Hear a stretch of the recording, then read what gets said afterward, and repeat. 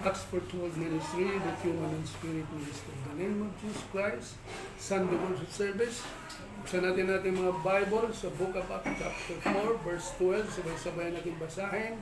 Kay Kristo lamang matatagpuan ng kaligtasan sapagkat sa silong ng langit ng kanyang pangalan lamang binibigay ng Diyos ay kaniligtas ng tao. Kaya manalangin, dakilang Diyos, dakilang Ama, tunay nga pong iyong mga salita at pawang katotohanan, iyong Espiritu magbigay sa amin ng pangunawa, paglubos namin mapakinabangan ang iyong mga salita at masunod habang kami naghintay sa iyong pagbabalik. Basbasan niyo po ang mga pagkain espiritual na aming pagbulay-bulayan, pagsalusaluhan sa araw na ito. At nawa ito'y magbungang mabuting bagay sa aming mga buhay habang kami naghihintay sa pagbabalik. Pagpalain mo ang Sunday worship service, pagpalain mo rin maging doon sa Aklan at maging dito sa Kainta. Salamat po, Ama. Muli po sa kapurihan, kuwalati ang kadakilang karangalan. Pasalamat sa tanging pangalan, yung anak na si Jesucristo, ang aming tagapagligtas. In Jesus Christ we pray. Amen. Ito, mauuna po tayo. So, malinaw po sa atin po na sumusunod sa turot aral ng Acts for 12 Ministry sa pangalan ni Jesucristo. Walang ibang pangalan sa silong ng langit na ibinigay ng Diyos para sa kaligtasan ng tao. Kaya ngayon, ako'y malaking katanungan. Ewan ko lang sa inyo kung nagtatanong kayo sa sarili ninyo. Sinasabi na sa Biblia at walang ibang pangalan na ibinigay sa silong ng langit sa ikaliligtas ng tao. Pero ang tao parang baliwala. Hindi binigyan ng pahalaga. Naramdaman nyo bang nararamdaman ko?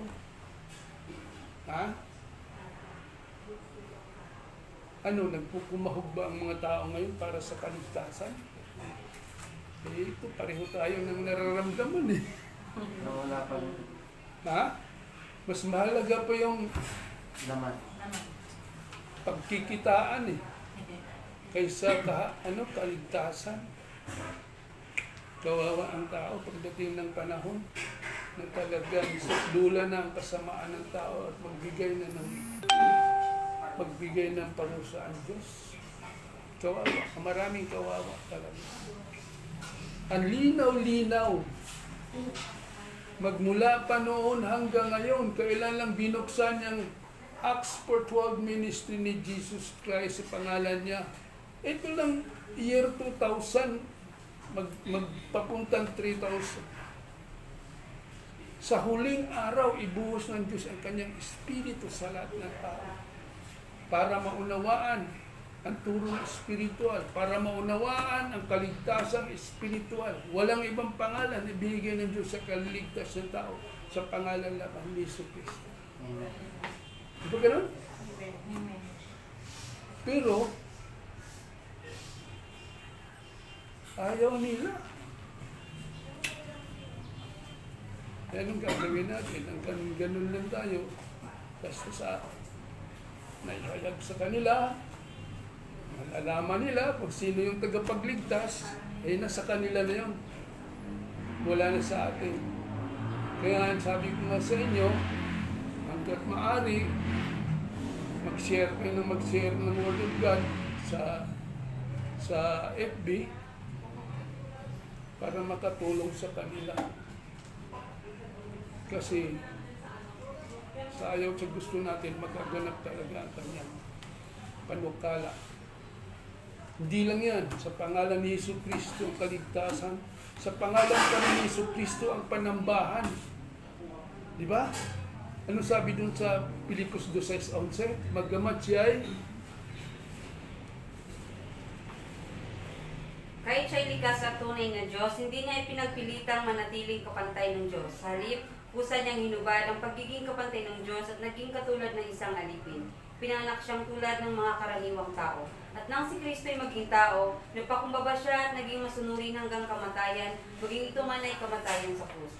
At dahil dito, siya ay kusang itinaas ng Diyos at ibinigay sa Kanya ang pangalang higit sa lahat ng pangalan. Sa gayon, sa pangalan ni Jesus ay luluhod at magpupuri ang lahat ng nasa langit, nasa lupa at nasa ilalim ng lupa. At para sa ikaluluwalhati ng Diyos Ama, ang lahat ay magpapahayag na si Jesucristo ang Panginoon. Lahat magpapahayag sa kanyang dakilang pangalan. Tagalangit ka man, tagalupa ka man, tagailalim ka ng lupa, ihayag mo ang iyong dakilang pangalang Jesucristo. Paano ang purpose? Para sa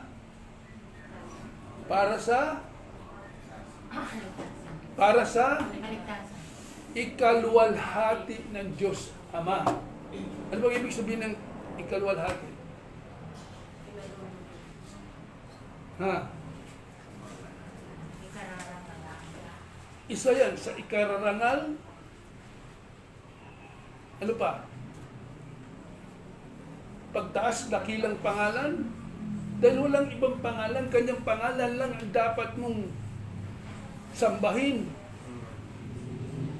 Maging tagalangit, tagalupa ka.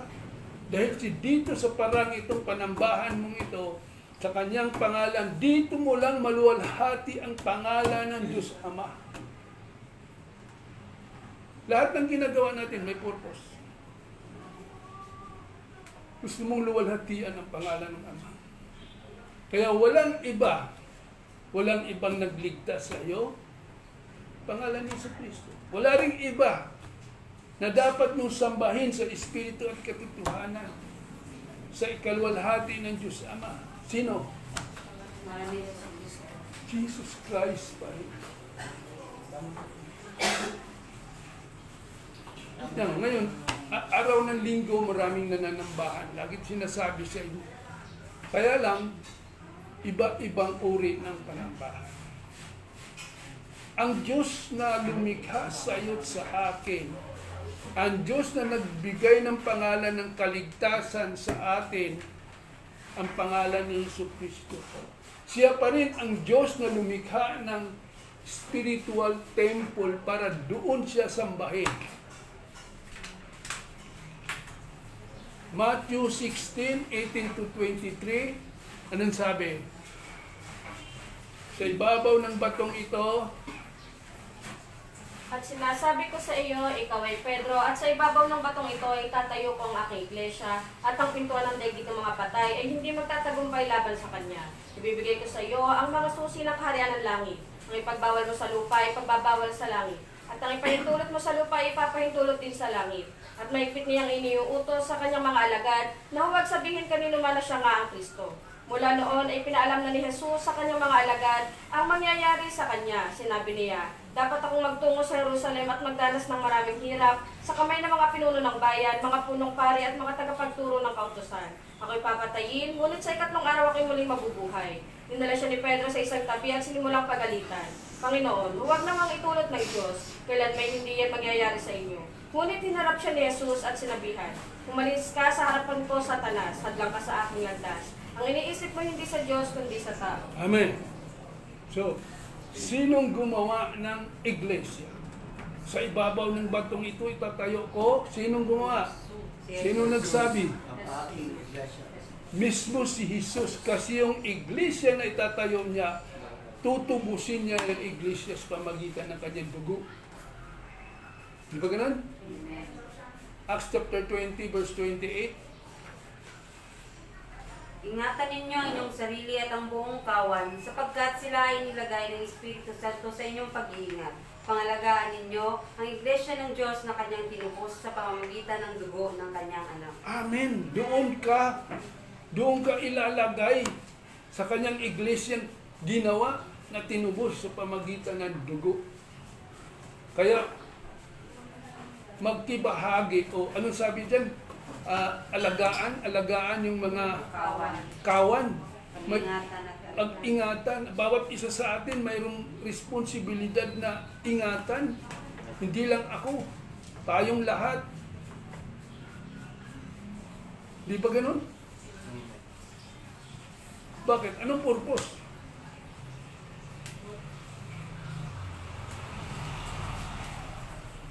Para wag maligaw, mapunta doon sa iglesia na ginawa ng tao na hindi naman nananahan ang Espiritu ng Diyos. Di ba ganun? Ingatan mo. Paanong paraan ng pag-ingat o kumbaga sa nagmamalasakit ka doon sa, halimbawa, may mga kapatiran na lumilihis, na nasasabi na, ay, mas maganda yata ang turo nung ano doon, ang bayad nung ano, nagpipres, ganito, gano'n. Anong gagawin mo? Sasabihin, sige. Ha? Ganun ba? Ingatan mo, sabihan mo, ay naku, baka unga-unga yan. Mahirap na. Huwag ka nang gagawa ka pa ng iba. Nandito na yung ginawa ng mismo na Diyos na panambahan, na mismo sa kanyang dugo tinubos ang kanyang iglesia para doon sa mga tinubos naman niya ng kasalanan at mga anak niyang sumusunod sa kanyang utos. Oxford Ministry. Di ba? Ganon. Saan ka pa pupunta? Ba't lilipat ka pa doon na nakasulat na kay Hesus Kristo lamang matatagpuan ang kaligtasan sapagkat sa silong ng langit ang kanyang pangalan lamang na binigay ng Diyos sa kaliligtas ng tao. Pupunta ka sa iba, nandyan. Ha? Ba't magpadaya ka pa eh? Magalingan niya yung, naku po.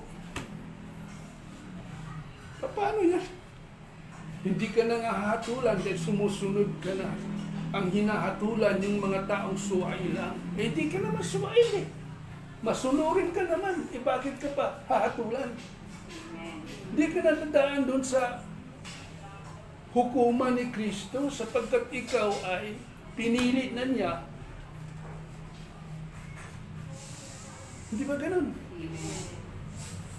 Kaya nandito tayo mismo sa panambahan sa kanyang ginawang iglesyang tinubos ng Huwag ka na lumipat doon sa Acts 17:24. Ano ba yung Acts 17:24?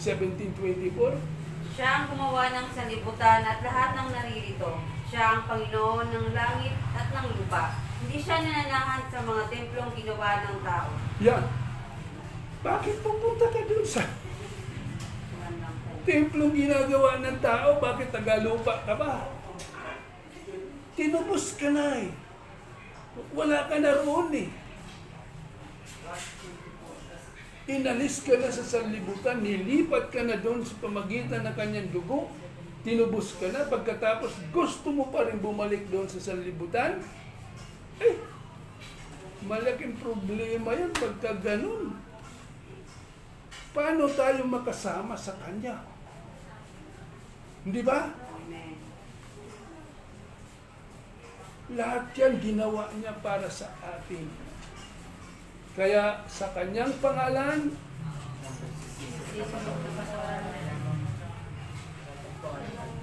at sambahin siya sa Espiritu Tuhanan ang kanyang dakilang luwalhati sa ikaluwalhati ng Diyos Ama.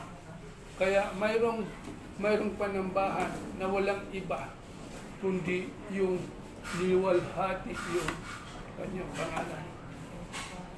Yan lang ang mahigpit. Kahit taga saan ka pa, kahit taga langit ka pa, kahit taga lupa, taga ilalim ng lupa ka pa, yan ang kailangan mong gawin. Yan ang pinagagawa sa iyo. Sambahin mo ang kanyang pangalan sapagkat walang ibang pangalan sa silong ng langit binigay ng Diyos ay kaliligtas ng tao. Saka walang pangalan higit sa pangalan ni Hesus Kristo. Sambahin mo. Lahat ng tuhod luluhod sa kanyang dakilang pangalan. Sa pangalan ni Hesus Kristo, lahat ng tuhod luluhod sa ikaluwalhati ng Diyos Ama. Walang ibang dapat mong luwalhatiin. Walang ibang dapat mong purihin. Walang ibang dapat mong sambahin. Walang ibang dapat mong pagtiwalaan, panampalatayaan. Ang pangalan lamang ni yun ang nagligtas. Kompleto yan. Both human, yan yung pinakamahalagang ginawa. Walang sino mang gumawa ng ganun para sa iyo, para sa akin. Mayroon pa bang iba nagligtas sa iyo? Sabi na, magaling ako eh. Magaling ako dyan eh. Wala eh. Lahat nagsabi, ako yung founder ng ganito. Namatay, nabulok, hanggang ngayon, di nabuhay muli. Samantalang, ang pangalan ni Hesus Kristo, na tagapagligtas. Sabi nga niya, Isaiah, dadalhin doon sa pulo-pulo ng dagat. Dadakilain, ibig sabihin, itaas mo, purihin mo, pasalamatan mo. Di ba ganun? Amen. Sapagkat siya ang nagtagumpay. Naunawaan natin? Amen. Ha? Okay, punta na tayo doon sa ating scripture. Mateo 7:15-20. Sa gawa makikilala. Mag-ingat kayo sa mga hindi tunay na propeta. Lumalapit sila sa inyo na parang tupa. Ngunit ang toto'y mababangis na asong gubat. Makikilala ninyo sila sa kanilang mga gawa. Mapipitas ba ang uba sa puno ng dawag o ang igos sa matitinik na halamanan? Mabuti ang bunga ng mabuting puno, subalit masama ang bunga ng masamang puno. Hindi maaaring mamunga ng masama ang mabuting puno at hindi maaaring mamunga ng mabuti ang masamang puno. Ang bawat punong hindi mabuti, ang bunga ay puputulin at tatatapon sa apoy. Kaya't makikilala ninyo ang mga hindi tunay na propeta ayon sa kanilang mga gawa. Amen. Sa gawa, makikilala natin ang mga pamagitan natin. Sino sa atin na mayroong nakikilala sa kanya pamagitan ng kanyang gawa? Si Marcos, Presidente? Sino? Duterte? Sino? Ha? Yung pinaka-the best na gawa. Sino? Ha? Ha? Walang iba yung John 3:16 na ibinigay. Yan ang ginawa ng Diyos Ama, binigay yung kanyang bugtong na anak. Sino mang sumampalataya hindi mapahamak bagkus magkaroon ng buhay na walang hanggan. Yun yung the best na ginagawa ng Diyos. Lahat ng bagay, tinalo niya sa pamagitan ng pagsunod sa utos ng Diyos Ama. Kaya nagkaroon ng kaligtasan ang tao dahil sa ginawa niyang yan. Credit to sa pangalan ng Jesus at nang mabuhay muli, siya yung Christ, Hesus Kristo, kumplito. Yun ang pinaka-the best na ginawa ng Diyos. Na walang sino mang tao na pwedeng makagawa ng ganun. Kaya yung sinabi ko sa inyo, sino yung kilala ninyo na pinaka-the best na ginawa? Diba? Siya rin gumawa ng templo, iglesia. Lahat siya ang may gawa. Tingnan mo ha, umpisahan natin sa sa simula. Sinong may likha ng langit at lupa? Ha? Diyos. Di ba? Amen. Ngayon lang naman siya naging Jesucristo noon. Diyos Ama. Di ba? Amen. Oh. Siyang may gawa ng lahat ng bagay. Nung ginawa niya ang langit at lupa, unang araw, ano sabi niya? It was good. Pangalawang araw, it was good, it was good, it was good. Hanggang sa ka-anim na araw, kapatong araw, nagpahinga siya. Di ba ganun? Amen. Puro good, good, good. Oh. Sino may gawa? Ha? Ang Diyos na may gawa. Ang Diyos, mabuti, masama. Mabuti. Kaya ngayon binasa natin sa Matthew 7, sa gawa makikilala, o basahin mo ulit. Mag-ingat kayo sa mga hindi tunay na propeta. Lumalapit sila sa inyo na parang tupa, ngunit ang totoo ay mababangis na asong gubat. Makikilala ninyo sila sa kanilang mga gawa. Mapipitas ba ang ubas sa puno ng dawag o ng igos sa matitinik na halamanan? Mabuti ang bunga ng mabuting puno, subalit masama ang bunga ng masamang puno. Hindi maaaring mamunga ng masama ang mabuting puno, at hindi maaaring mamunga ng mabuti ang masamang puno. Ang bawat punong hindi mabuti ang bunga ay puputulin at itatapon sa apoy. Kaya't makikilala ninyo ang mga hindi tunay na propeta ayon sa kanilang mga gawa. O, anong purpose dyan? Anong purpose? Huwag magpadaya sa mga bulaang Propeta. sapagkat ang kanilang mga gawa ay pandaraya. Di ba ganun? So ngayon, sinong paniwalaan natin? Ha?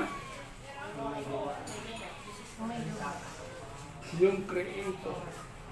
Yung pinagmula ng yung hininga't lakas. Pangalawa, sino pang nilikha niya? Sa pamagitan ng kanyang gawa? Tao. Di ba? Amen. Mabuti ba ang ginawa ng Diyos sa tao? Mabuti. Mabuti. Naging masama lang noong sumuway ang tao sa utos ng Diyos. Ano sabi dun sa Genesis 2, 7 to 9? Pakibasa. Pagkatapos ginawa ng Panginoong Yahweh ang tao mula sa alabok, inihan niya sa ilong at nagkaroon ito ng buhay. Gumawa ang Panginoong Yahweh ng isang halamanan sa Eden sa dakong silangan at doon dinala ang taong kanyang nilalang. Pinatupo niya roon ang lahat ng uri ng punong kahoy na magagandang pagmasdan at masarap ang bunga. Sa gitna ng halamanan ay naroon ang punong kahoy na nagbibigay buhay at gayon din ang punong kahoy na nagbibigay kaalaman tungkol sa mabuti at masama. Hey, tingnan mo ha. Mabuti yung ginawa ng Diyos. Walang masama. Di ba? Nilikha niya ang tao. Pinasibo niya lahat ng ano. Para makasurvive ang tao, binigyan niya ng pagkain. Anong pagkain yun? Yung 2 puno. Yung isang puno, Nagbibigay buhay. yung pangalawang puno, Nagbibigay na bawal. kaalaman tungkol sa mabuti at masama. Oh, mabuti lahat yan. Naging masama lang dahil sumuway ang tao. Dapat maunawaan natin, basic na basic to sa Bible talaga. Kailangan maunawaan. Oh, anong nangyari? Anong sabi doon? Malikha na ng Diyos ang tao. 2:7, pagkatapos 2:15 to 17, ano sabi ng Diyos? Inilagay ng Panginoong Yahweh ang tao sa halamanan ng Eden upang ito'y pagyamanin at pangalagaan.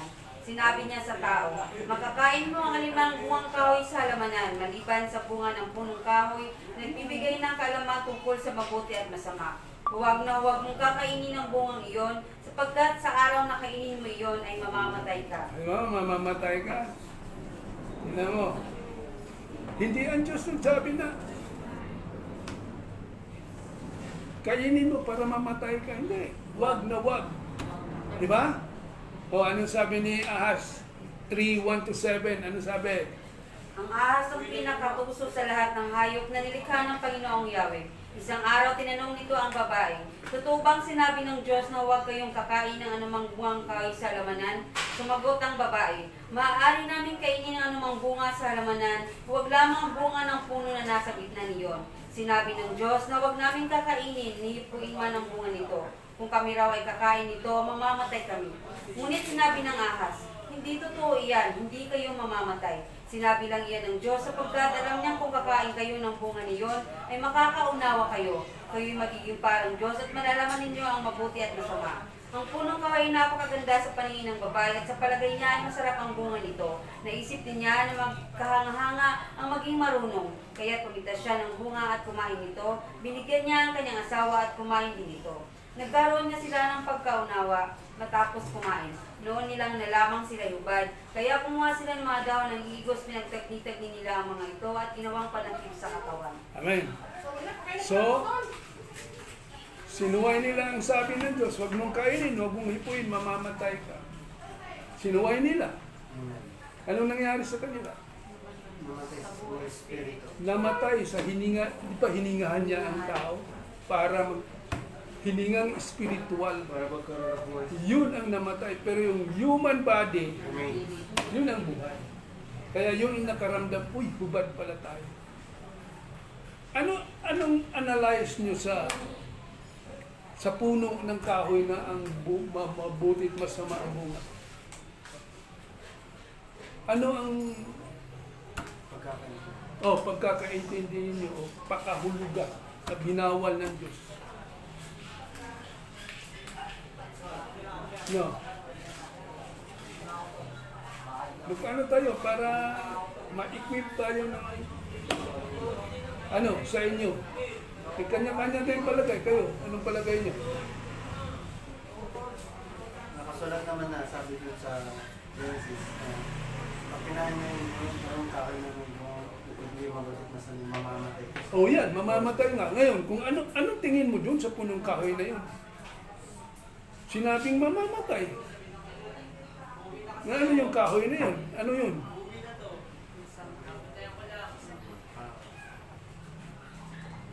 Di ba parang hadis? Pag namatay ka, saan ka dadalhin? Ha? Sa halis. Hadis muna. Di ba? Ano yung hadis? Ha? Saan nilalagay ang mga Oh, anong tawag doon? Sa ngayon, anong tawag? Impyerno. Ha? Impyerno. Hindi, hadis. Cementerio. Dapat, kaya nga tayo para, di ba? Pag sinabing hadis, lugar ng mga namatay. Namatay. Noon sabi nila. Pero ngayon, sa panahon natin ngayon, Cemetery. nag-upgrade na, cementerio na. Sabi ng Katoliko, pag mo ilibing yan, amin yan cementerio. Doon ilibing yan, kung naging kayo, doon ilibing. Kaya ba? Di natuto tayo. Number 2, anong tingin mo sa punong kahoy na? Sipin mo, ano? Mayroong bunga. Ang bunga nakakaakit, kaya nga naaakit. parang masarap sa paligid. Kaya nga, siyempre, kung hindi masarap tingnan yun, maaakit ba? Walang makakaakit. Ha? Di ba? Parang ngayon, tukso, layunan mo. Yun tukso yun paano ka matukso kung hindi ba kakaakit-akit na kainin yun? Di ba? Ano ba? Para ano. Ha? Parang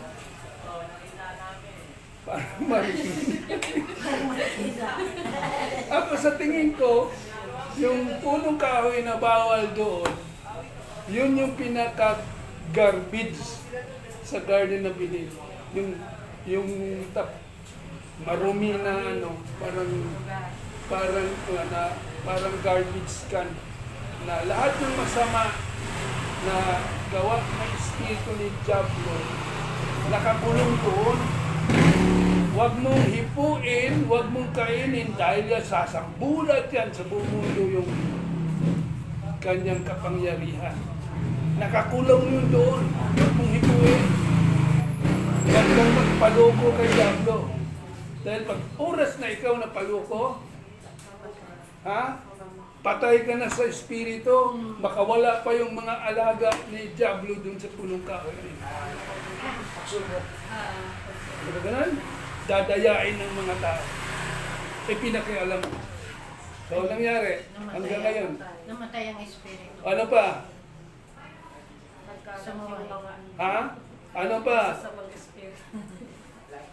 Pinatay ka na sa buhay espiritu, dinadaya ka pa ni Satanas. Ng panahon ngayon, ang masamang espiritu yun gumagala.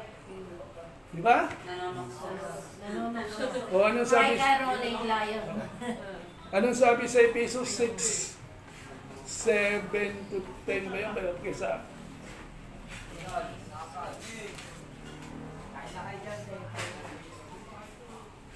Yung katuruan po. Maglingkod kayo ng masaya. 6, 7 to 10. Maglingkod kayo ng masayang kalooban na parang sa Panginoon kayo naglilingkod at hindi sa tao, sapagkat alam ninyong gagantimpalaan ng Panginoon ang bawat mabuting gawa ninuman, maging siya man ay alipin o malaya, mga amo. Maging mabait kayo sa inyong mga alipin at huwag Sa sila... 7. 7. Maglingkod kayo ng masaya. 6, 7. Epesos 6, 7, 7 po. o sa 10. Sa 10. Bilang pagwawakas, magpakatibay kayo sa kalakasan galing sa Panginoon at sa kanyang dakilang kapangyarihan. Gamitin ninyo ang lahat ng kagamitan at sandatang pandigma na kaloob ng Diyos upang mapaglabanan ninyo ang pakana ng dyablo. Sapagkat hindi tayo nakikipaglaban sa mga tao, kundi sa mga pinuno, sa mga may kapangyarihan, at sa mga tagapamahala ng kadilimang umiiral sa sanlibutan ito. Ang mga hukbo espiritual ng kasamaan sa ipapawid. Kaya isuot ninyo ang kasuotang pandigma mula sa Diyos. Sa gayon, makalalaban kayo kapag dumating ang masamang araw na sumalakay ang kaaway, upang pagkatapos ng labanan ay matatag pa rin kayong nakatayo. Amen. Sinong kalaban mo? Masama. Ha? Sinong kalaban natin? Diablo. Diablo. Eh bakit yung mga tao na iba nagagalit sa atin? Bakit daw natin kinakalaban sila? Hindi naman sila kinakalaban. Yung masamang Espiritu. na umaaligid-aligid sa himpapawid. Saan nagmula? Saan galing? Ha? Saan galing? Hindi pa galing yan doon sa punong Punong kahoy. pinakialanan mo, kaya nagsamambulag sa buong mundo eh. Ikaw ngayon inaatake. Dinadaya ka ngayon. Kaya tinuturuan ka, ihanda mo yung baluti mo, ihanda mo yung helmet mo, yung sinturon mo, yung lahat ng gamit para makatagal ka sa labanang espiritual. Di ba ganun? Amen. Kalaban mo hindi tao, kundi masamang espiritu. May iral ngayon yan. Di ba? Kaya huwag kayong magpadaya. O next. Kinain mo, mabuti masama. Anong nangyari? Nagbubunga rin ng Kinaan mo yung bawal, ano? Tuloy mo yung 7, 8 to 13 ng Genesis. Sumpa. Dahil Yung kaparusahan. Hmm. Nihayag ng Diyos ang kaparusahan. At sinabi ng Panginoong Yahweh sa Ahas, sa iyong ginawa ay may parusang dapat na ikaw lang sa lahat ng hayop ang magdaranas. Mula ngayon, ikaw ay gagapang at ang pagkain mo ay alikabok lamang. Kayo ng babae ay aking pag-aawayin, binhimot binhi niya lagi kong paglalabanin. Ang binhi niya ang dudurog sa iyong ulo, at sa sakong niya ikaw ang tutuklaw. Sa babae naman ay ito ang sinabi, sa pagbubuntis mo'y hirap ang daranasin, at sa panganak sakit ay titiisin. Ang asawang lalaki iyong nanasain, pasasakop ka sa kanya at siya mong susundin. At ito naman ang sinabi ng Diyos kay Adan, dahil nakinig ka sa iyong asawa nang kainin ang pinagbabawal kong bunga, dahil dito'y sinusumpa ko ang lupa. Sa hirap ng pagbubunggal, pagkain mo'y magmumula. Mga damo at tinik ang iyong aanihin, halaman sa gubat ang iyong kakainin. Sa pagod at pawis pagkain mo'y manggagaling, maghihirap ka hanggang sa manibig. Dahil sa alabok doon ka nang galing, sa lupang alabok ay babalik ka rin. Dati-dati masagana ang buhay nila nang hindi pa nasumpa. Malalaki ang bunga ng punong kahoy, sagana, walang ano. Pero nung masumpa na, wala na. Sinumpa ang lupa. Nagbubunga ang lupa ng mga pananim mula na maliliit na. Dahil sa sinuway. Hindi na sagana. Di ba ganun? O ikaw babae. Ano? O, sumpa. O ikaw ahas. Gagapang. Sumpa. Ha? Siguro dami na yung dalawa. Bakit ka nasumpa? Pagbuhay. Ha? Anin ang sinuway mo? Nawag kainin yung puno pa. O, kinain mo kasi. Hindi ka nakukontento. ay mga girl. Kakain ka, kumakain yung pagkakain dito sa pang-itaas, may pagkain sa baba. Sobra-sobra na yun eh. Hindi ko rin naman kontento mga girls. Ha? Kaya parusa. Ang pinakakain ko lang sa iyo na pwedeng kainin, Nagbibigay. Hindi yung... di ba? Isa lang, yung mabuti. Eh, kinain mo pati yung masama. Ano ngayon nangyari? namatay. Maglalaban kayo at saka ahas. Di ba? Amen. O, pag naglaban kayo, anong resulta? Buntis na. Ay, pag buntis na ngayon, anong sumpa sa ahas? Gagapang ka. Anong sumpa sa babae? Pag panganak mo, Mahirap. aray, isa pa na. Di ba ganun? Dahil sa pagsuway mo? Oh. Anong kinain mo? Ha? Bunga ng mabuti. Mas masama. O, anong yung resulta? Isang mabuti, isang masama. O, Genesis 4:1-10. Anong resulta? At si Abel. Basa.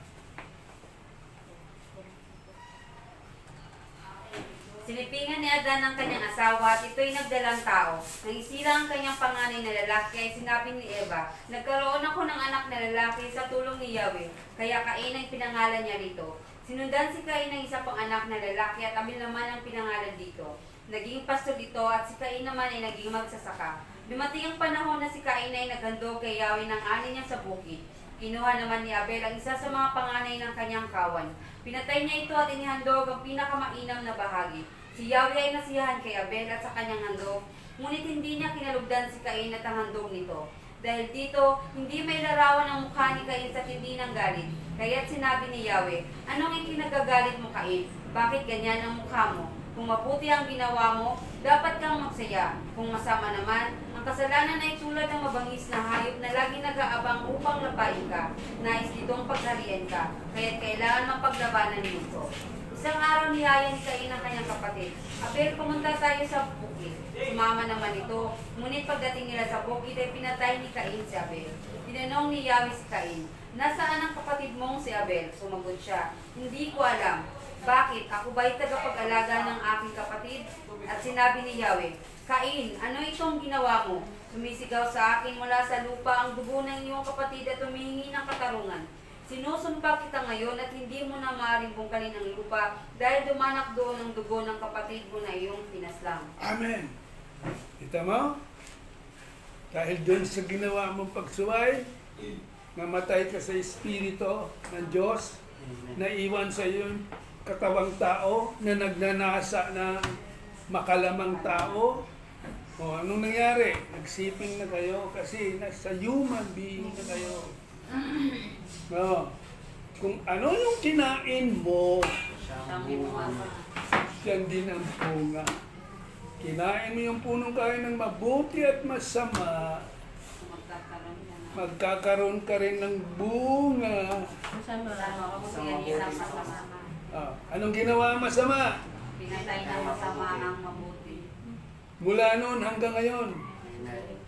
naglalaban itong mabuti at masama. Diba? Anong sabi ng Diyos sa masama na pinatay niya? Kauna-unahang tao na nanambahan sa Diyos. Isang mabuti, isang masama. Ngayon dumami na, maraming tao ngayon na nanambahan. Pero isang masama, isang uri masama, isang uri mabuti. Anong sabi ng Diyos doon sa masama na pinatay niya? Anong sabi? Sinusumpa kita ngayon at hindi mo na rin kung kaninang lupa dahil lumanak doon ang dugo ng kapatid mo na iyong pinaslang. Bago yun, di ba sinabi? Cain, ano itong ginawa mo? Ha?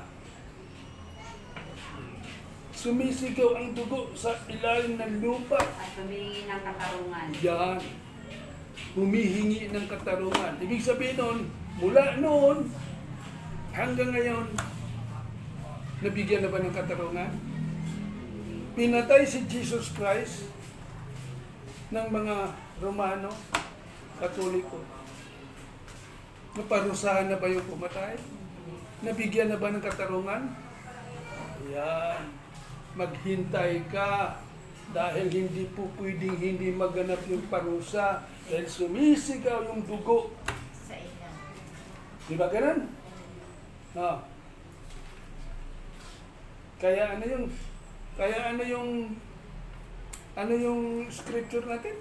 Sa gawa mo Gawa. kilala. Ha? Sa gawa makikilala. Sa gawa makikilala. O ngayon, mali ba siya? Mali ba yung scripture natin? Paano mo malaman na ginawa ni Abel at ni Cain ay mabuti masama? Dahil dyan. Yan panahon noon. Subalit, nandyan sa Matthew yan, sa Bagong Tipan, para yung noon, malaman mo ngayon na ito yung nagaganap. Ngayon, para malaman mo yung mga klaseng taong gano'n, basihan mo yung Matthew 7:15-20. Sa gawa, kaya nakikilala mo si Cain. Masama eh. Anong ginawa ng masama? Pinatay niya O di mamamatay tao masama. Sino yung mabuti? si Abel. Si Abel. Pinatay niya, wala na. Di ba? O ngayon, labanan ito. Kawawa yung mabuti, patay eh. Wala nang... Sino pumalit? Sa mabuti. Para magpatuloy sa buhay mula noon hanggang ngayon may mabuti. Jesus Christ. Si Cain buhay eh. Mula noon hanggang ngayon nandyan yung masama eh. Oh. Sino yung nagpatuloy ngayon sa kabutihan? Hindi nyo alam. Dapat alam nyo. Sino? Jesus Christ. Ha? Jesus Christ. Si Noah. Genesis chapter 6. Si Noah. Noah. Basahin mo. Umpisa po sa 1. 8.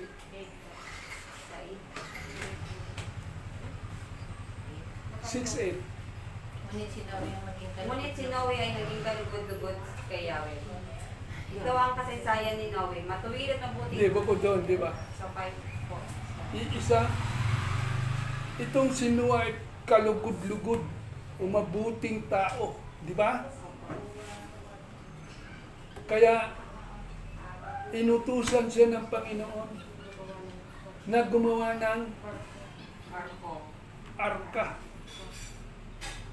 Ito'y larawan ni Suael at saka pagsunod sa utos ng Diyos.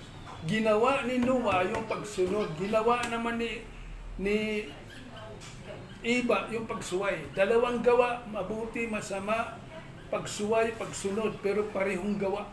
Ginawa makilala. Di ba? Amen. So ngayon, yun yung nagpapatuloy hanggang ngayon. Na mayroong mabuti at masama na naglalaban.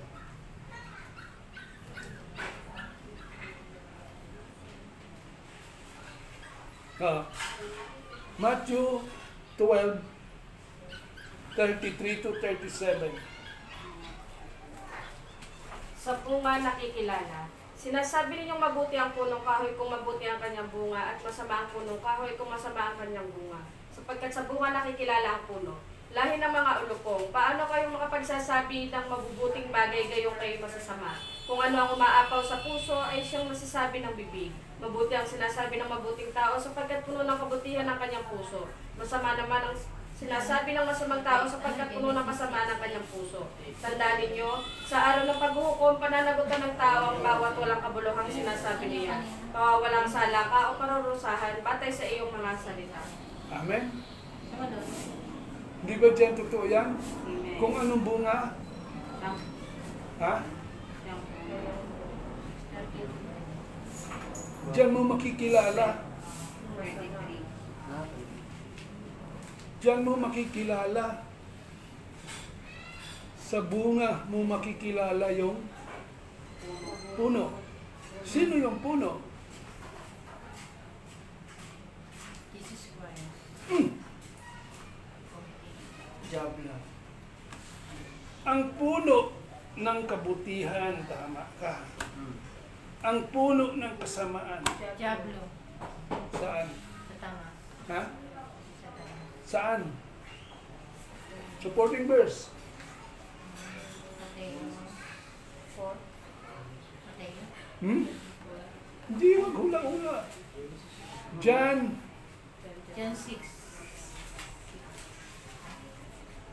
basa ka.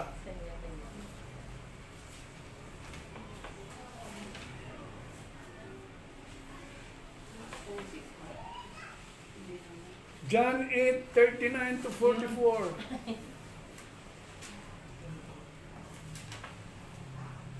Ang ang Diablo ang inyong ama. Sumagot sila, si Abraham ang aming ama. Sinabi sa kanila ni Jesus, kung kayo'y tunay na mga anak ni Abraham, tinularan sana ninyo ang kanyang ginawa. Sinasabi ko lang ang katotohanan narinig ko mula sa Diyos, ngunit pinagsisikapan ninyong ako'y patayin. Hindi ganoon ang ginawa ni Abraham. Ang ginagawa ninyo ay tulad ng ginawa ng inyong ama. Sumagot sila, hindi kami mga anak sa labas, iisa ang aming ama, ang Diyos.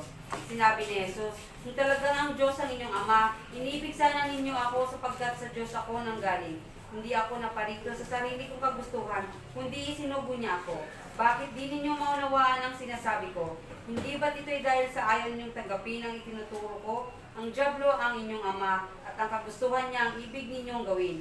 Noon pa man ay mamamatay tao na siya, hindi siya pumanig sa katotohanan kailanman, sapagkat walang tuwang sa kanya ang katotohanan. Likas sa kanya ang magsinungaling, sapagkat siya ay talagang sinungaling at siya ang ama ng kasinungalingan. Okay? Ama ng kasinungalingan. Sino? Diablo. Ang Diablo. Pero ang utol ng kabutihan, ang Diyos. Lahat ng nilikha niya, magmula ng likhain ng mundo, maging sa tao, lahat ng bagay, mabuti. Pero ang ama ng kasinungalingan, mamamatay tao na, Sinungaling pa. author pa ng kasinungalingan, nagaganap pa ito ngayon, ha? Yep. Kailangan maunawaan mo para maintindihan mo ang kaganapan ngayon. Ano ba ang kilos ni Diablo? Ano ba ang gumagawa ngayon? Ano bang nangyayari ngayon sa bansang Pilipinas? Dami. Di ba? Dalawa lang nang naglalaban, mabuti at masama. Kaya maintindihan mo, bakit nagkaganito tayo? Labanan eh. Ngayon, nasa atin, kung piliin natin yung kain. Pagkain ng kinili mo, Masama. ay, alam mo na, pahama ka. Diba? Oh. Nagaganap na ngayon sapagkat noon nagaganap, ngayon din nagaganap.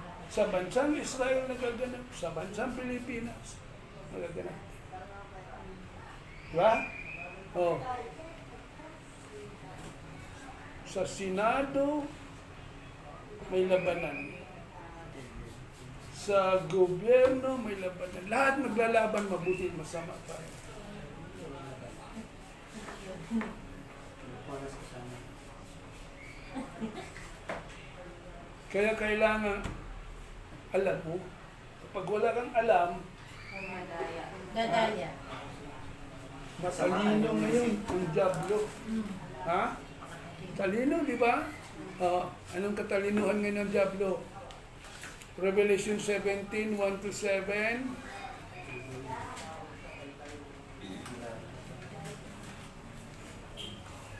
Ang reyna ng kahalayan.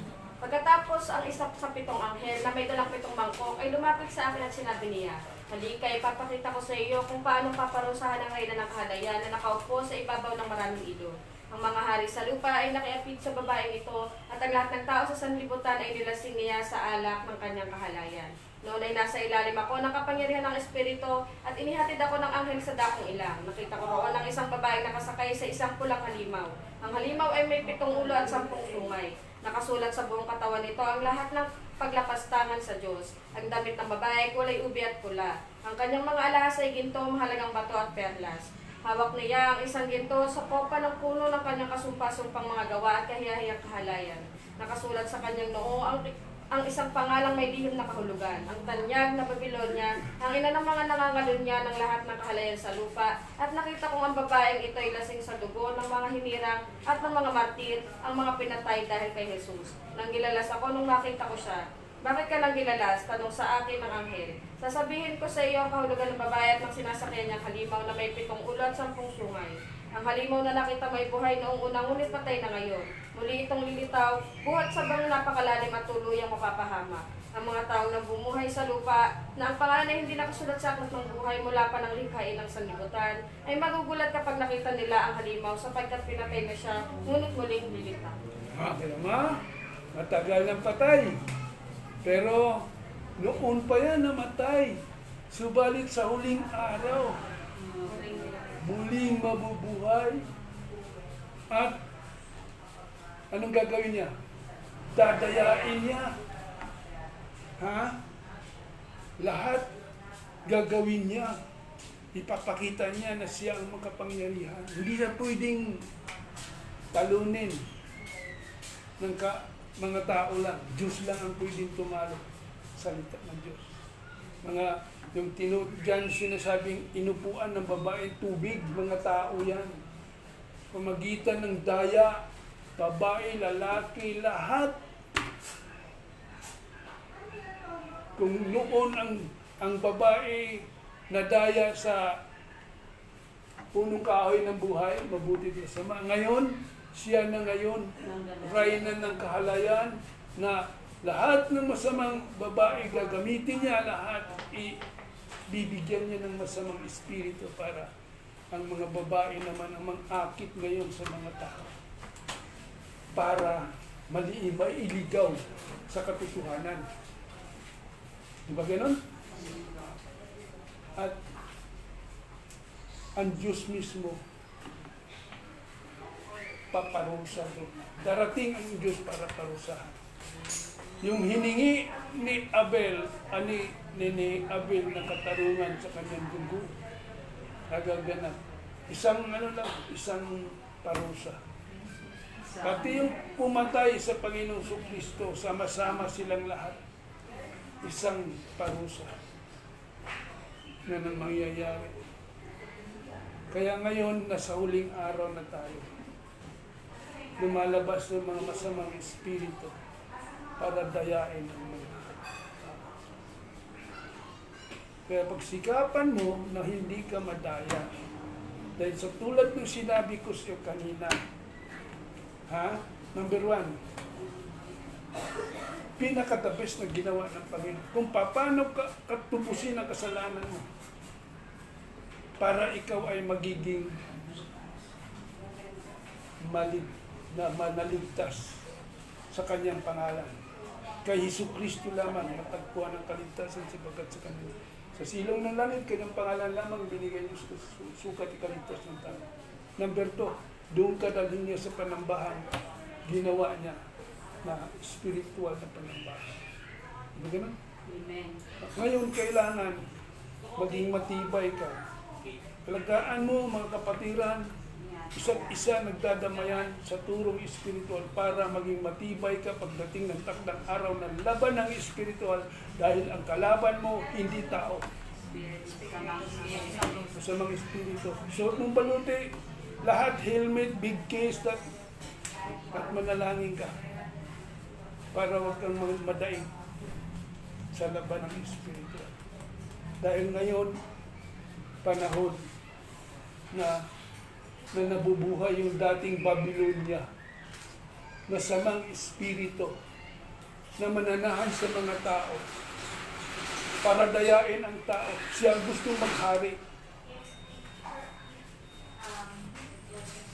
Ngayon, papayag ka ba na ang demonyo ang masamang espiritu ang maghari? Siyempre, hindi. Hindi yan makapagligtas. Magaling yan lang magsalita, magaling lang yan. Pero yan, pang-human na salita, pang-lupa ng kapangyarihan niya.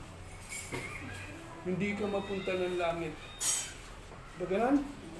Kaya dapat magtiwala sa Diyos. Wala kang ibang dapat pagtiwalaan. Ang linaw na sinasabi, walang ibang kaligtasang ipinigay.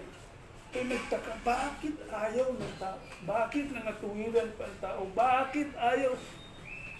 Kasi gusto nang mapahama, kasi yun ang masamang espiritu umuudyok sa kanilang isipan para mailigaw ka. Nandito ka na sa tama, bakit? Magpapagamit ka pa ng masamang espiritu para humayo para sa kasamaan? Hindi, huwag kang papayag. Di ganun? Amen. Dapat sa katotohanan. Number 2, huwag tularan ang bansang Israel. Romans chapter 9, verse 30 to 33, pakibasa.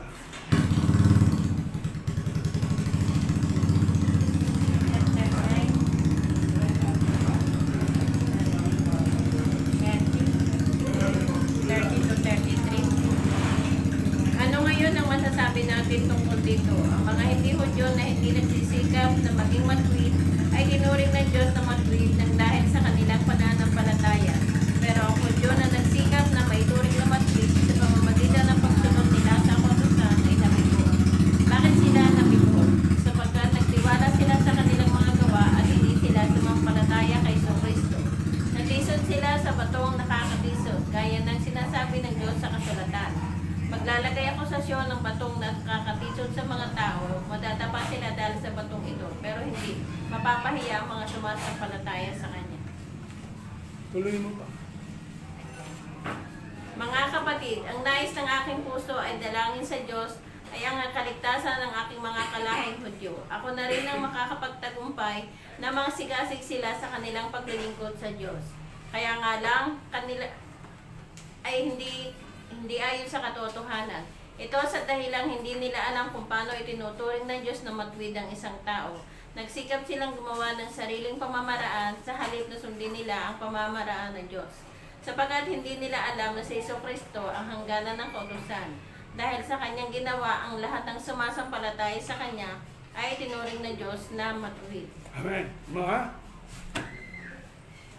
sa halip na tanggapin nila ang turo ni Jesus sa Israel, tinakwil nila. Di ba? Tinakwil nila.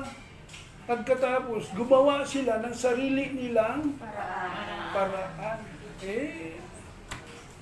Kapag ganun, siyempre, wala, hindi mo sinunod yung gusto ng Diyos. Ang sinunod mo yung paraan mo. Di ba? No, ano nangyari? Sino ang hangganan ng kasulatan? Ang Panginoon. Sapagkat yun lang ang binigay ng Diyos sa silong ng langit na magligtas sa atin. Pero hindi mo pinaniwala ang Israel. Nagsarili ka. Ano ang gagawin ngayon? Romans 11:25. Mga kapatid, isang hiwaga ang nais kong malaman ninyo upang hindi maging mataas ang palagay ninyo sa inyong sarili. Ang pagmamatigas ng Israel ay pansamantala. Tatagal lamang iyon hanggang sa mabuo ng taktang bilang ng lahat ng mga hintil na lalapit sa Diyos. Kapag nangyari iyon, maliligtas ang buong Israel tulad ng nasusulat. Magmumula sa Sion ang tagapagligtas, papawiin niya ang kasamahan sa lahi ni Jacob. At ito ang gagawin kong kasunduan namin kapag pinawi ko na ang kanilang mga kasalanan. Dahil tinanggihan ng mga Israelita ang magandang balita, sila'y naging kaaway ng Diyos, at kayong mga hintilang nakinabang. Ngunit dahil sa sila pa rin ang mga hinirang ng Diyos, sila'y mahal pa rin niya alang-alang sa kanilang mga ninuno, sapagkat hindi nagbabago ng isip ang Diyos tungkol sa kanyang mga kaloob at pagtawag. Noon kayong mga hintil ay hindi sumusunod sa Diyos, ngunit ngayon, kayo ay tumanggap ng habag ng Diyos nang sumuway ang mga Hudyo. Gayon din naman, dahil sa habag ng Diyos na inyong naranasan, sinusuway naman ngayon ng mga Hudyo ang Diyos nang sa gayoy maranasan din nila ngayon ang kanyang habag. Sapagkat hinayaan ng Diyos na malipin sa pagsuway ang lahat ng tao upang may padama niya sa kanila ang kanyang habag. Amen. Tingnan mo, sinabi dyan, 11:25 na dadalhin sa mga hintil ang turo ng kaligtasan. Pagkatapos na mapalapit na sa kabuhang ilang, babalik. Bakit ibabalik? Kasi hindi nagbabago ang pangako ng Diyos sa bansang Israel.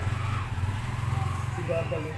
Kaya ngayon, samantalahin dapat ng mga Pilipino na habang nandito na hindi pa puno, hindi pa nalapit dun sa alot, hindi pa inaalis at binabalik doon ang turo ng Oxford Holman, dapat pagsikapan. Amen.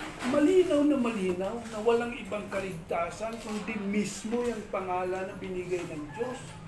Ayaw pa rin. So ngayon, pagdating ng panahon na talagang Ayaw mo, di dumating yung panahon na babalik na niya doon. Ibabalik na niya ngayong ano. At pa rin niya yung kanyang pangako na maliligtas ang Israel. Pero, yung lamang kabuhan ng 144,000. Revelation 7.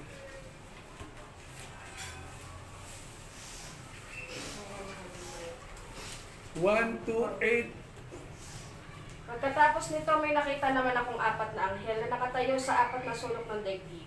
Pinipigil nila ang 4 na hangin upang huwag munang umihip sa langit, ay sa lupa, sa dagat, o sa alinang punong kahoy. At nakita kong umakyat sa gawing silangan ng isang pang anghel, taglay ang pantatak ng Diyos na buhay. Sumigaw siya sa 4 na anghel na binigyan ng Diyos ng kapangyarihan na miminsala sa lupa at sa dagat. Huwag muna ninyong pinsalain ang lupa, ang dagat o ang mga punong kahoy hanggat hindi pa natin nalalagyan ng tatak sa noo ang mga lingkod ng ating Diyos. At sinabi ko sa akin bilang mga tinatakan, 100,044. Buhat sa 12 lipi ng Israel, 12,000 mula sa bawat lipi ng Israel, Huda, Reuben, Gad, Aser, Naphtali, Manos. 144,000 ang natatakan. Okay ha? Tataka. Kaya sila natatakan din. Ngayon, ito namang mga hintil, natatakan din sa pamagitan ng pagbuhos ng Espiritu ng Diyos. Acts 2, 16-17, 18, 36 to 39. Ang nakita ninyo ay katuparan ng pinahayag ni Propeta Joel.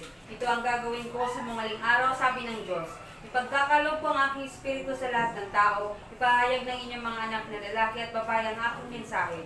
Ang inyong mga kabataang lalaki ay makita ng mga pangitain at ang inyong matatandang lalaki ay magkakaroon ng mga panaginip. Sa panahon iyon, ibubuhos ko rin ang aking espiritu sa aking mga alipin, maging lalaki at maging babae, at ipahayag nila ang aking mensahe. Kaya dapat malaman ng buong Israel na itong si Jesus na pinako niya sa krus ay siyang ginawa ng Diyos na Panginoon at Kristo. Nabagabag ang kanilang kalooban ng marinig ito, kaya tinanong nila si Pedro at iba pang mga apostol, "Mga kapatid, ano ang dapat namin gawin?" Sumagot si Pedro, "Pagsisihan ninyo at talikuran ang inyong mga kasalanan at magpabautismo kayo sa pangalan ni Kristo upang kayo'y patawarin at ipagkakalob sa inyo ang Espiritu Santo." Amen. So, yun ang kailangan nating mga hintil na magsisi, magbautismo sa pangalan ni Kristo at tayo patawarin at pagkalob ang Espiritu Santo. Sinong Espiritu magka? 1 John 2:27.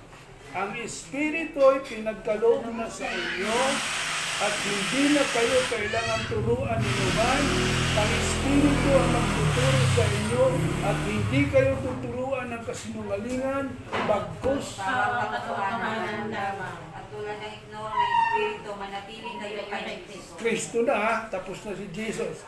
Episo 4:30, wag nung Lulutan ng bigati ang Espiritu Sapagkat- itatatanda na yung katubusan pagdating ng takdang araw. Amen.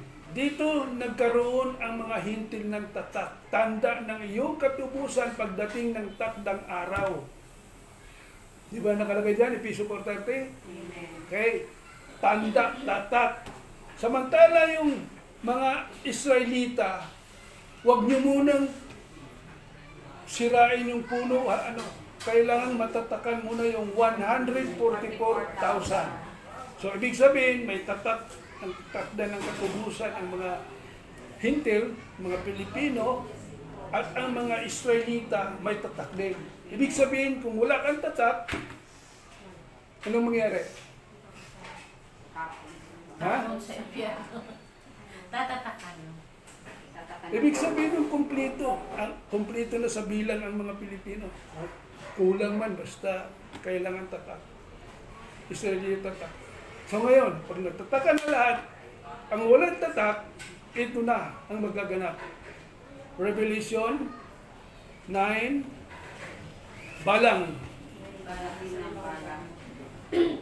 Revelation 9. O 9, 1 to ano? 1 to 30.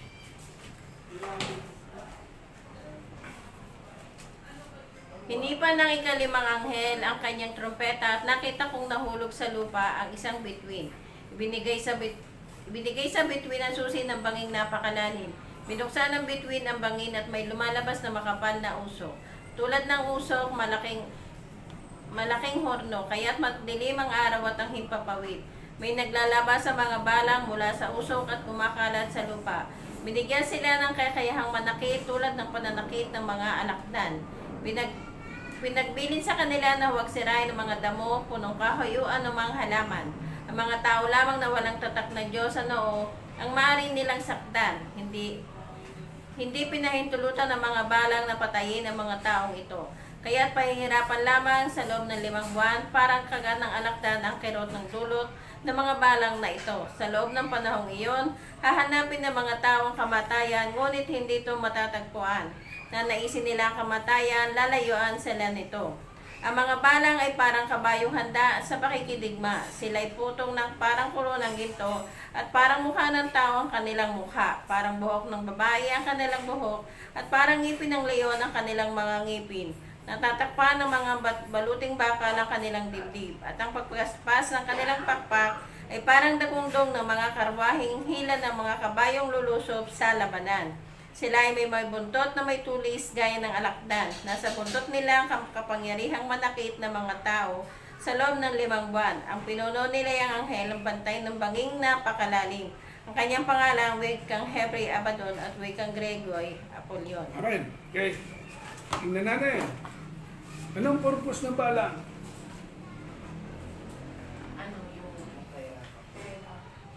Ano yung hindi sumunod? Ha? Saktan. Anong pakay? Saktan yung mga taong hindi sumunod. Kagatin. Kagatin. Sino yung kagatin? Walang tatak. Walang taong walang tatak. Yun. Kasi yung mga hintil, sumunod sa bautismo, natatakan, tatatanda na yung katubusan, pagdating ng takdang panahon, darating ang balang, may tataka, hindi ka kagatin. Amen. Oh, ganun din yung mga Israelita na sumunod na 144,000 na matatakan sila, hindi rin sila kagatin. Ang kakagatin lang ang Walang Walang tatak. tatak. pahirapan sa loob ng... 5 buwan. O ngayon, gusto mo bang makagat? Ayoko. 5 buwan. Nanaisip Napaka- mamamatay, hindi ba mamamatay-matay? Lalayuan ka ng kamatayan kasi gusto mo nang mamatay sa hirap eh. Di ba? Pero lalayuan ka. Anong purpose? Bakit lalayuan? Ha? Kasi Para walang tatak. makapagsisi. Ha? Walang tatak. Para pahirapan. Magsisi. Yon. Sa loob ng 5 buwan, isipin mo na lahat, nagkasala ako. Umpisa nung ako'y bata pa, naisip ko, kasalanan nito, mali ito. Lord, patawan. 5 buwan mong gawin yung pagsisisi. Hindi ka naman papatayin eh. Di ba? Amen. Ano kaya? Maghahanap ka pa ng pagkain masarap sa loob ng 5 buwan. Hindi ka na makakain. Ha? Gusto mo na nga mamatay eh. Ganon ang nangyayari. Dahil hindi ka nagsisi, may panahon pa ayaw mo eh. Binigay na nga sa iyong pangalang tagapagligtas, ayaw mo pa rin eh. Kaya wala kang tatak. Kung ngayon wala kang tatak, dumating na yung panahon na talaga namang hindi matatapos ang panahon. Sa lagay ba, ganito na lang tayo ng ganito, may hangganan. Kung noon pag-ibig, John 3:16, may hangganan, may puot na. Di ba ganun? Ito dumating yung puot ng Diyos. Ito nang magaganap ngayon. So, ang kasunod ngayon dito, bago papunta dun sa Revelation na bandang dulo, ito muna. Ito munang magaganap. Pag nagtataka na lahat, Israelita at saka mga hintil, umabot na sa kabuuhang bilang, ito na, darating na yung balang. Diba? Para pahirapan yung walang tatak. Ayaw mong magsisi. No. Pagkatapos niyan, kumpleto na, ito na ngayon, darating na yung kumpleto yung tatak. Darating naman yung tatak ngayon ng kalaban, yung 666. 6 na kasi 9, 10, 11 hanggang 13 yan. 13 naman sa kanila para sa kanila. Kasi wala na eh. Natataka na lahat eh. Ang huling ang natatakan dyan na nakuha hanggang Revelation 13 na yung dalawang sugo o dalawang natapos na sila sa ministeryo, lumabas yung halimaw na galing sa dagat ba yan? Nakipagdigma, literal na labanan. Namatay sila, pinatay sila. Bakit pinabayaan? Bakit naging na tinalo sila para mamatay? Dahil tapos na ang ministry. Wala na eh. Paano ka makyat sa langit kung hindi ka mamatay? Kailan mamatay ka muna? Pag namatay ka na, di patay ka na sa laman. Buhay sa Espiritu. Hindi ka nila ililibing, tagumpay nila nakarinig ka na yun, akyat kayo dito. Binalik ng Diyos yung hininga sa Espiritu na namatay noon dahil sa minana mo kay Adat ni Eva sa panahon. Di ba? Ngayon, naibalik na sa'yo, di buhay ka na sa Espiritu. Ito na yung pagkakataon mo na makaakyat ka na doon sa karya ng langit. From Revelation, from Genesis to Revelation. Na-bless tayo? May natutunan tayo? Amen. Ha? Amen. Mahalaga. Hindi ito natutunan, hindi tinuro ito sa iba. Sa atin lang. Amen? Amen. Okay, tayo tumayo, manalangin.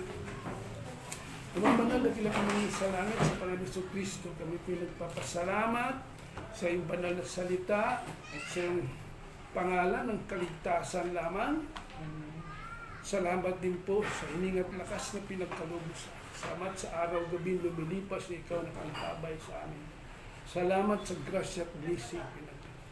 Salamat sa Oxford 12 Ministry na tuturo ng kaligtasan ng Espiritu. Salamat po.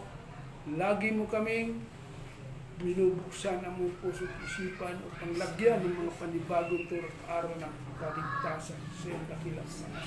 Salamat po. Salamat sa Oxford 12 Ministry dito sa Cainta. Salamat din po Oxford 12 Ministry doon sa Aklan at maging mga music ministry ni Brother J. Don at maging si Brother Michael dito sa Cainta. Bless mo po, pagpalain mo po.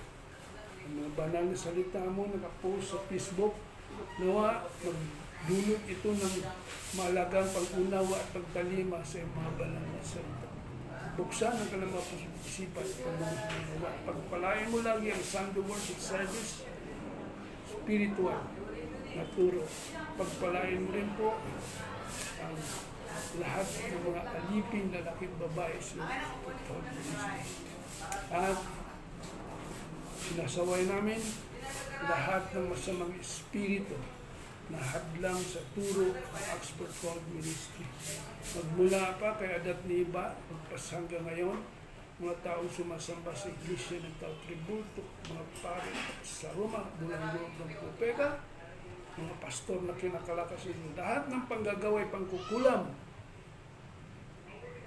Sinasuot yun ang wasak namin in the name of Jesus Christ. In the name of Jesus Christ, the name of Jesus Christ, the name of Jesus Christ, the name of Jesus Christ, the name of Jesus Christ, and the name of Jesus Christ. Pinakawalan naming dumaloy ang turo ng Acts 4:12 Ministry sa pangalan ni Jesucristo magmula sa Jerusalem hanggang sa dulo ng daigdig, hanggang sa Pilipinas, maging presidente ng Pilipinas, cabinet members sila yung lahat po sa pangalan ni Jesucristo na sawat yun ang wasak ng talunan sa puso Kalbaryo.